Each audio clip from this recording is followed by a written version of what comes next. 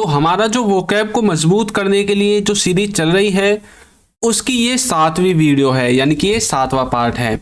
और इस सीरीज में हम कुछ ऐसे वर्ड्स को देख रहे हैं जो कि हमारी जो डेली स्पीकिंग होती है इंग्लिश की उसको इम्प्रूव करने में हमारी बहुत ज़्यादा हेल्प करेंगे।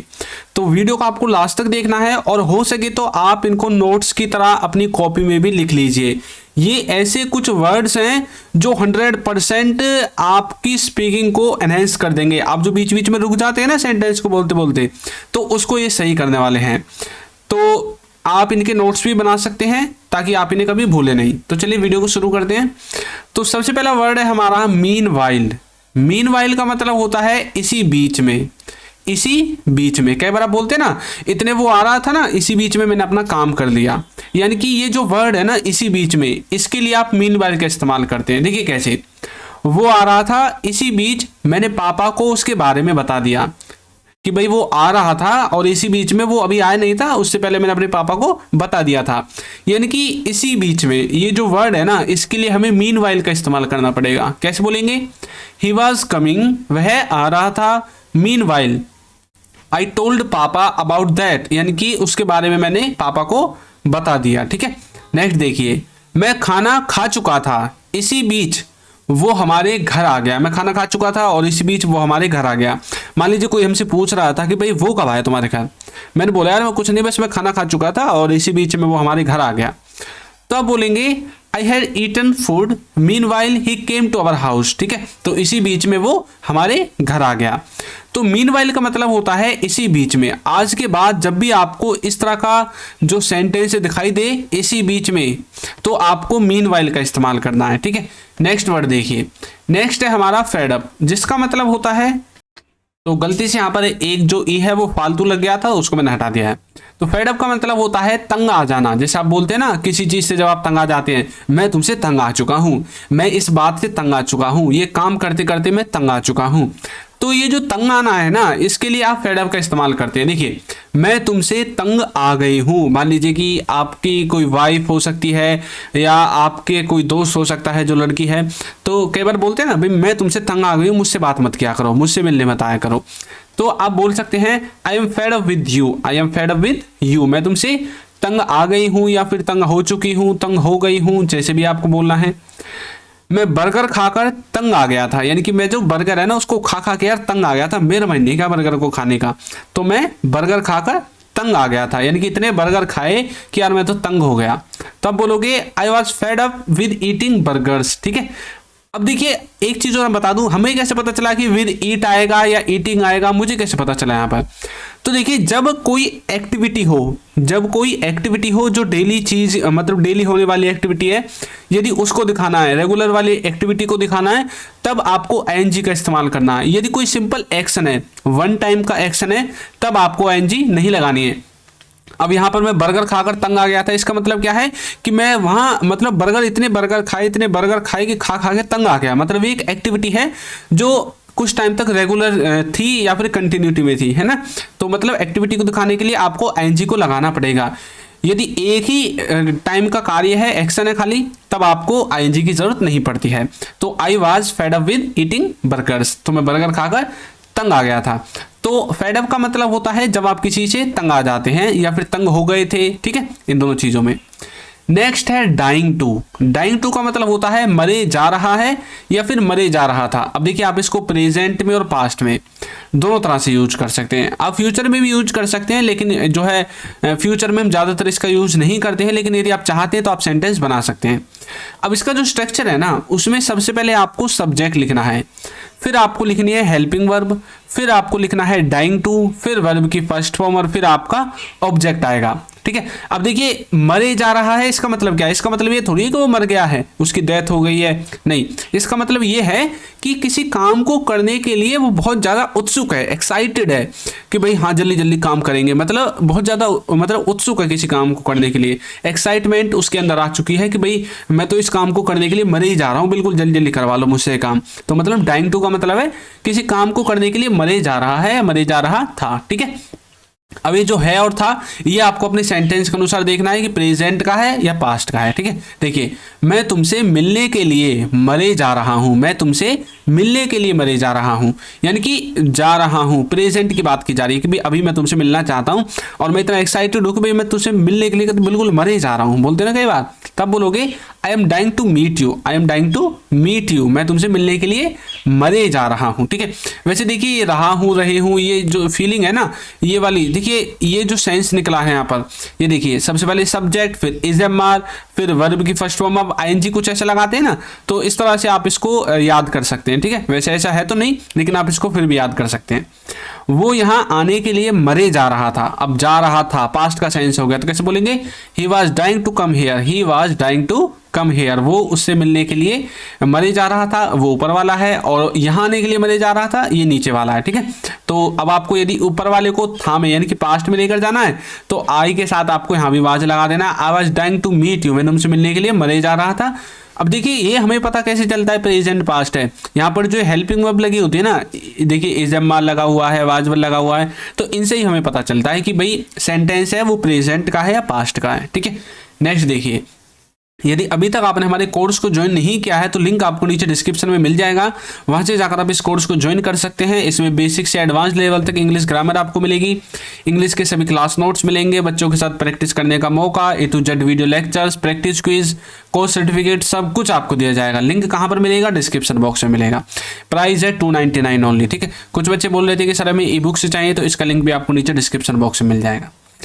इन ऑर्डर टू का मतलब होता है किसी चीज के लिए, जब आप किसी काम को करते हैं ना, तो जब आप बताना चाहते हैं यार मैंने ये इसलिए किया ताकि मैं वो कर सकूं, मैं यहाँ इसलिए आया ताकि उससे मिल सकूं, मतलब जब आप किसी रीजन को बताना चाहते हैं कि आपने ये क्यों किया और आप किस लिए कर रहे हैं, तो वहां पर आप इन ऑर्डर टू का यूज करते हैं। ठीक है, एग्जाम्पल देखिए, वहां जाने के लिए मैं यह कर रहा हूं, यानी कि मुझे वहां जाना है इसलिए मैं यह काम कर रहा हूं, तब बोलेंगे I am doing this in order to go there, I am doing this, मैं यह कर रहा हूं किस लिए, in order to go there, वहां जाने के लिए मैं यह सब कुछ कर रहा हूं। अंग्रेजी बोलने के लिए मैंने ये किया, यानी कि आपने मान लीजिए कि भाई 4-5 इंग्लिश की जो बुक्स है ना, वो आपने मंगा ली, ऑर्डर कर दी फ्लिपकार्ट से या अमेजोन से, कहीं से भी। ठीक है, और वो आपके घर आ गई। अब आपके घर वाले बोल रहे हैं यार तूने इतनी सारी जो किताबें हैं इंग्लिश की क्यों मंगाई हैं, कौन सा अफसर बनने जा रहा है।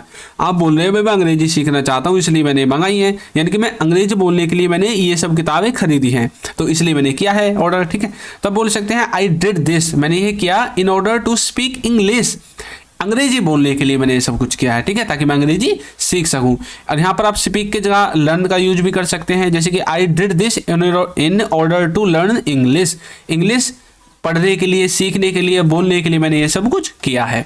तो इस तरह से आप इन ऑर्डर टू का इस्तेमाल करेंगे। नेक्स्ट वर्ड देखिए, नेक्स्ट है बी यूज्ड टू।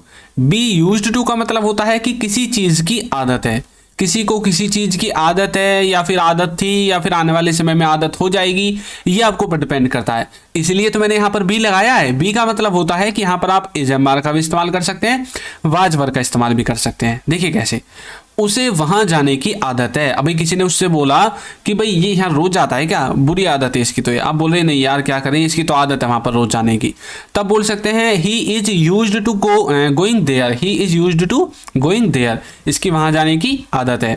हमें ये पानी पीने की आदत है, तो बोलेंगे we are used to drinking water, we are used to drinking water, हमें पानी पीने की क्या है, आदत है। तो इस तरह से आप बी यूज्ड टू का इस्तेमाल कर सकते हैं कि किसी को किसी चीज की आदत है। वेयर एज, वेयर एज का मतलब होता है जबकि। एग्जांपल्स देखिए, जबकि तुम्हें जाना चाहिए, कैमरा बोलते हैं ना यार वो आया या नहीं आया लेकिन तुम्हें तो जाना चाहिए, यानी कि जबकि तुम्हें जाना चाहिए। तो आप यहां पर बोल सकते हैं whereas you should go, whereas you should go, तुम्हें वहां पर जाना चाहिए। जबकि मैं कुछ नहीं कर सकता, यानी कि वो आप कई बार बोलते हैं यार वो मेरे पीछे पड़ ही रहा है लेकिन यार तुझे भी पता है कि मैं कुछ नहीं कर सकता, यानी कि वो मेरे पीछे पड़ रहा है जबकि मैं कुछ कर नहीं सकता, मेरे पास पावर नहीं है, मेरे पास कोई ऐसी शक्ति नहीं है शक्तिमान जैसी कि मैं उसके लिए कोई काम कर दूं, वो वैसे ही मेरे पीछे पड़ा हुआ है। तो बोल सकते हैं whereas I can't do anything, या फिर I can not do anything, मतलब जबकि मैं कुछ कर नहीं सकता। ठीक है, तो वहां पर आप वेयर एज का इस्तेमाल कर सकते हैं। नेक्स्ट है सपोज्ड टू, जिसका मतलब होता है कि किसी से कोई उम्मीद करना। अब ये उम्मीद प्रेजेंट की भी हो सकती है, पास्ट की भी हो सकती है और फ्यूचर की भी हो सकती है। अब जैसे हम किसी से उम्मीद करते हैं ना कि भाई मान लीजिए कि आपका जो दोस्त है ना, आपका दोस्त आपके घर आने के लिए बोल रहा था और आप अपने घर बैठे बैठे सोच रहे हैं यार अभी तो वो आ रहा होगा, यानी कि आप उससे उम्मीद कर रहे हैं आने की, है ना। या फिर आप किसी से उम्मीद करते हैं यार इस बार तो वो पास हो जाएगा, यानी कि वो हर बार फेल होता है, आपको ऐसा लगता है यार इस बार तो हो ही जाएगा पास, उसने मेहनत किया इस बार तो, मतलब आप किसी से कोई उम्मीद कर रहे हैं, ठीक है। तो वहां पर इसके एग्जाम्पल्स देखिए, हमें अंग्रेजी बोलना चाहिए, मतलब कोई हमसे ऐसा उम्मीद कर रहा है कि हमें अंग्रेजी बोलना चाहिए। अब वैसे तो आपको देखने में चाहिए वाला वर्ड देखकर लग रहा होगा कि सर हमें यहाँ पर शुड का इस्तेमाल करना चाहिए। आप यहाँ पर शुड का इस्तेमाल कर सकते हैं, we should speak English, we should learn English, हमें अंग्रेजी बोलना चाहिए, हमें अंग्रेजी पढ़ना चाहिए, आप कर सकते हैं। लेकिन जब आप उम्मीद को दिखाना चाहते हैं, किसी की उम्मीद को दिखाना चाहते हैं कि भाई वो हमसे उम्मीद कर रहे हैं कि हमें अंग्रेजी बोलना चाहिए, तब आपको शुड का इस्तेमाल ना करके सपोज्ड टू का इस्तेमाल करना अच्छा रहेगा। कैसे बोलोगे? We are supposed to speak English, मतलब हमसे अंग्रेजी बोलने की उम्मीद की जाती है, आप इस तरह से बोल सकते हैं, मतलब हमें अंग्रेजी बोलना चाहिए यार, वो हमसे उम्मीद कर रहे हैं। We are supposed to speak English, उसे घर जाना चाहिए, यानी कि उससे घर जाने की उम्मीद की जा रही है कि यार उसे घर जाना चाहिए। तो बोलेंगे he is suppose to go home, he is suppose to go home. तो इस तरह से सपोज टू का यूज कर सकते हैं जब किसी से कोई उम्मीद की जाती है, ठीक है। नेक्स्ट है बाउंड टू। बाउंड टू का मतलब होता है कोई मजबूरी में किसी काम को करता है। जब कोई किसी मजबूरी में होता है और मजबूरी में होते हुए उस काम को करता है, या फिर आप बोल सकते हैं कि कोई काम करना जब किसी की कोई मजबूरी बन जाती है तब आप बाउंड टू का यूज करते हैं। जैसे कि आप बोल सकते हैं यार मैं तो अंग्रेजी सीखने के लिए मजबूर हूँ, वो तो वहाँ जाने के लिए मजबूर है, मतलब बाउंड टू का आपको इस्तेमाल करना है। एग्जाम्पल्स देखिए, मैं तुम्हें पीटने के लिए मजबूर हूँ, यार मुझे क्या करूँ, मैंने आपका सुपारी ले रखी है, अब भाई तुझे तो मुझे पीटना पड़ेगा, मैंने पैसे ले लिए, अब तो तू किसी हालत में नहीं बचेगा, मतलब मैं बंध गया हूँ इस चीज़ में कि भाई मैं अब तो तुम्हें पीटूंगा ही पीटूंगा, ठीक है। तो कैसे बोलेंगे? I am bound to beat you, I am bound to beat you, मैं तुम्हें पीटने के लिए मजबूर हूँ, यार मैं बाध्य हूँ तुम्हें पीटने के लिए, ये मेरी मजबूरी है, क्योंकि मैंने पहले ही सुपारी ले ली तुम्हारी, पहले ही तुम्हारी जो है क्या ले ली, सुपारी ले ली, पहले ही तुम्हारे पैसे ले लिए, भाई इसको पीटना है, मैंने हाँ बोल दिया, अब तुम्हें मजबूर यार, अब तो तुम्हें पिटना पड़ेगा मुझसे। I am bound to beat you, मैं तुम्हें पीटने के लिए मजबूर हूं। वो यहां आने के लिए मजबूर था, तो पास्ट का सेंटेंस है, कैसे बोलेंगे?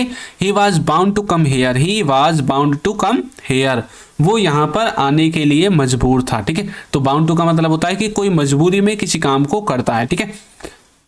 नेक्स्ट देखिए, नेक्स्ट वर्ड है लीड टू। लीड टू का मतलब होता है कहीं ले जाना।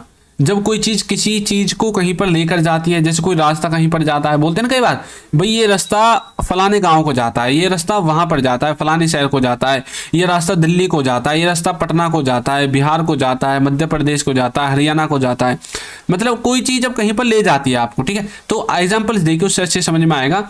यह सब करने से बीमार हो जाओगे, इसका मतलब क्या है कि ये जो तुम काम कर रहे हो ना, ये सारे काम आपको बीमारी की तरफ लेकर जाते हैं, तो इन कामों को छोड़ दो। तो कैसे बोलोगे? आप बोलोगे डूइंग ऑल दिस, यानी कि यह सब करना, लीड्स अस, हमें कहां पर लेकर जाता है? To disease. डिजीज का मतलब होता है बीमारियां, ठीक है। तो doing all this leads us to disease, यह सब करना हमें बीमारी की तरफ लेकर जाता है, यानी कि इस सब काम को करने से हम क्या हो जाएंगे? बीमार हो जाएंगे, ठीक है। तो और देखिए, यह सब करना हमें कमजोर बना देता है, यानी कि ये जो काम हम कर रहे हैं ना, ये काम हमें कमजोरी की तरफ लेकर जा रहा है, तो हम बोलेंगे doing all this leads us to weakness, ठीक है। तो कमजोरी, वीकनेस मतलब कमजोर होना, ठीक है। तो कमजोरी की तरफ हमें ये सब कुछ लेकर जा रहा है। नेक्स्ट देखिए, हाउ टू। हाउ टू का मतलब होता है कैसे करें। सेंटेंस देखिए, वह कैसे करें, तो बोलोगे how to do that, how to do that. How का मतलब होता है कैसे, अंग्रेजी बोलना कैसे सीखे, तो आप बोलोगे how to learn English, how to learn English speaking, अंग्रेजी बोलना कैसे सीखें, या फिर अंग्रेजी पढ़ना कैसे सीखें, ऐसे भी आप बोल सकते हैं, ठीक है। हाउ टू लर्न इंग्लिश, अंग्रेजी बोलना कैसे सीखें, अंग्रेजी पढ़ना कैसे सीखें, अंग्रेजी लिखना कैसे सीखें। तो आप अपने हिसाब से सेंटेंस को घुमा फिरा सकते हैं। अब आपकी प्रैक्टिस के लिए एक सेंटेंस है, इसको आपको कमेंट करके बताना है। वो अंग्रेजी सीखने के लिए मरा जा रहा है, वो अंग्रेजी सीखने के लिए मरा जा रहा है, यानी कि एक्साइटेड है। अब आपको इसको कमेंट करके बताना है। देखते हैं कितने बच्चे इसको कमेंट कर पाते हैं और कितने बच्चों ने वीडियो को लास्ट तक देखा है। जितने बच्चों ने वीडियो को लास्ट तक देखा है वो 100% इसको जो है ट्रांसलेट कर देंगे, क्योंकि इसका जो स्ट्रक्चर है वो मैंने पढ़ा दिया है। तो हमारा जो कोर्स है उसका लिंक आपको नीचे डिस्क्रिप्शन में मिल जाएगा, वहां से जाकर आप उसे भी ज्वाइन कर सकते हैं। तो आपको ये वीडियो कैसी लगी है ज़रूर बताइएगा, और यदि अभी तक आपने हमारे चैनल को सब्सक्राइब नहीं किया है तो चैनल को सब्सक्राइब कर दीजिए, वीडियो को लाइक कर दीजिए और एक अच्छा सा कमेंट करना बिल्कुल ना भूलें। Thank you.